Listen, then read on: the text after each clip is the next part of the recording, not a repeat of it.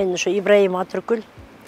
Буга чейин мен мектепте ийгиликтүү бүтүп, анан кийин Улуттук университет артыкчылык диплом менен аяктадым. Андан кийин эмгек жолум мектепте иштеп баштадым. Анан мектепте иштеп мен ошо ал жерден дагы жылдын мыкты мугалимдери деген конкурска катышып, мыкты орун алганга жетиштик да. Андан кийин Улуттук университетте иштедим. Улуттук университетте биринчи окутуучу, анан кийин ак окутуучу, анан доцент. Анан ошол эле Улуттук университетте иштеп жүргөндө кыргыздын чечендик өнөрү деген темада диссертациямды коргодум. Андан кийин ошо турмуш шартка байланыштуу мен ошону дайым айтып келем да, көп эле мугалимдер, мыкты мугалимдер, мыкты илимпоздор, мыкты врачтар ошо айлык маянанын азабынан көп эле жумуштун башка жака же бизнеске ушундай которууга туура келип калды. Ошолордун катарында мен да бармын. Мен да ошентип анан кийин өзүмдүн иштеп аткан баягы эмен котор профессиямды анан мен азыр бизнеске кеттим. Кичинекей столовойдон баштадык, мээнет болду аябай. Анан ошону өнүктүрүп отуруп арендада иштедик, ижара алып иштеп жүрдүк.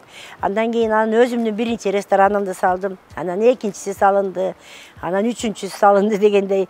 Анан баягы ишкердигим өзүнөн өзү уланып отурду.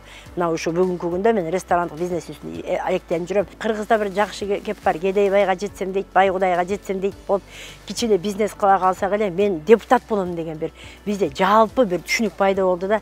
Мен эгерде мына ачык эле айтайын, мен эгерде депутаттыкты бир мансап катары көрө турган болсом, мен азыр эмес, мындан 5 жыл, керек болсо мындан 10 жыл мурун чыксам болот эле да. Бизде бир чеченибиз айткандай, жетчи жериме жеттим деген экен, анын сыңарындай мен Кудайга шүгүр бизнес өнүктүрүп, өзүмдүн баягы өзүм каржы жагын каржы кылып коюп, анан кийин эми ошо туура жолдо элге, чын эле элге кызмат кылайын деген пайызда мен ошо Кудай буйруса жогорку кеңешке аттанып отурам.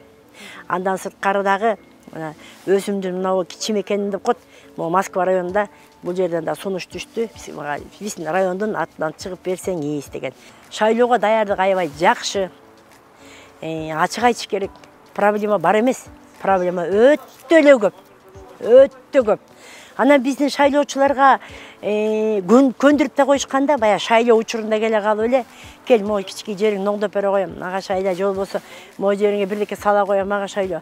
Мына ушул түшүнүктөн биздин элибиз арылып бараттыр. Мен элге ыраазы болуп отурам, биздин элибизге ыраазымын. Себеп дегенде элге түшүндү.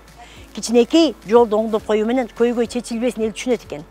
Аны көйгөй чечилбейт да, көйгөй деген өтө көп. Ошо көйгөй маселесин башкача өңүттө чечиш керек экенин эл түшүнүп калыптыр. Андан кийин иш аябай жакшы, элиме ыраазымын аябай, колдоо жакшы болуп атат. Биринчиден Кыргызстан партиясы мага азыр түзүлгөн мага программасы аябай жакты. Биринчиден чынын айтыш керек. Яны бул кооздук үчүн айткан жерим жок. Программаны карасаңыздар, таптак жазылганда кандай өңүттө кандай иш кылыш керек экендик. Ошо жакты. Анан эң негизгиси мен жан дүйнөмө жакты да.